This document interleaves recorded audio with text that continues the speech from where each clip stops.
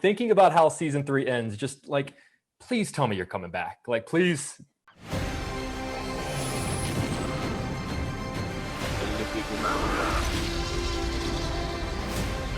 Where we're going, we don't need roads. Miss Wood, good to see you again. How are you? Good to see you. I'm good. So I'm just going to start out, whenever you are in a movie and you sort of get to learn a little bit about what it takes to commit a crime because your characters sort of do that and you get to learn a little bit of the backstory. I'm always curious, could those skills transfer? Like, do you think you could actually put them to practice and commit some of those crimes successfully? Yes, I think a lot of the cons in this movie are based off of real cons that certain people have done. Not going to name any names, but yes, absolutely. I unfortunately am a really bad liar. People ask me this question sometimes. They're like, "Oh, since you're an actor, do you get to like fool people a lot?" And no, I'm actually really bad at that. Acting and lying and conning are very different things, and I don't think I'd be any good at it. So if you're ever a suspect, I'm just going to step forward in your defense and be like, look, she couldn't have done it. There's no way she could have lied. She cannot lie. All right? She can't do it. She's a great actress, but she can't do it. Can't do it. No, can't do it. I love this idea of sort of bringing in an outsider and having that person sort of change your perspective on a world that you already know. I'm curious, you have worked with some of the most incredible co-stars and directors and producers and writers in your career. Who is the person you've worked with that most changed your perspective of this business? Ooh. Oh, man.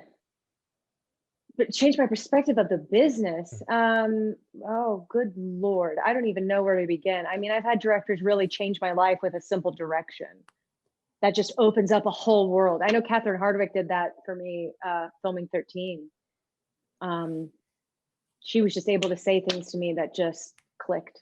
And it allowed me to access all of that emotion and to let it out and freed me in a way. So I guess every director kind of cracks you open if they're good. I know Darren Aronofsky did that, Catherine Hardwicke, Julie Taymor. They're the ones that challenge you in a good way, that you leave a different person.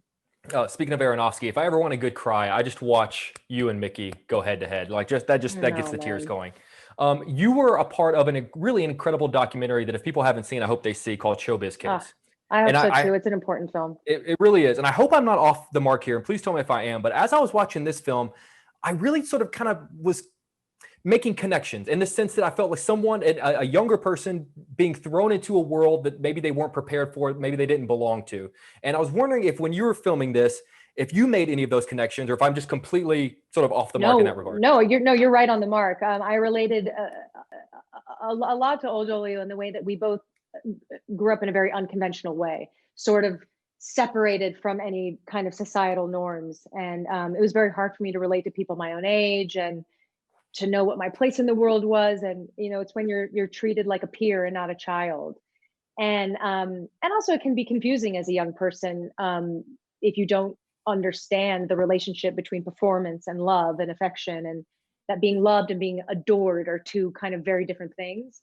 And I think with Old Olio, love was always conditional with her. It was based on performance. And it's not until she puts a toe outside of that world that she starts to realize, oh, this isn't normal. And I think that happens for a lot of people in different ways. For sure. Well, give me the wrap, but I was just wondering if you would allow me to geek out really quick. The first show that my girlfriend and I started watching together was Westworld, and you were so incredible, and we love you so much on that show. And thinking about how season 3 ends, just like, please tell me you're coming back. Like, please. I saw an interview with Jonah Nolan, and they asked him if I was coming back, and he said, I effing hope so. And so I thought, oh, great, I'm coming back. And then he said, but Dolores is definitely dead. So I have no idea in what way I am coming back, but according to him, we're not done, but we are. Very Westworldy. I would say that fits within the confines. Well, I appreciate you giving me the show that my girlfriend and I made our first sort of like date appointment to watch together. So I appreciate that. I'm so happy. Ms. Wood, it's always such a pleasure to chat with you. Thanks for always having amazing conversations with me, and I hope you and your family are doing well. You too. Yeah, stay safe. Right. Take care. You too. Bye, guys.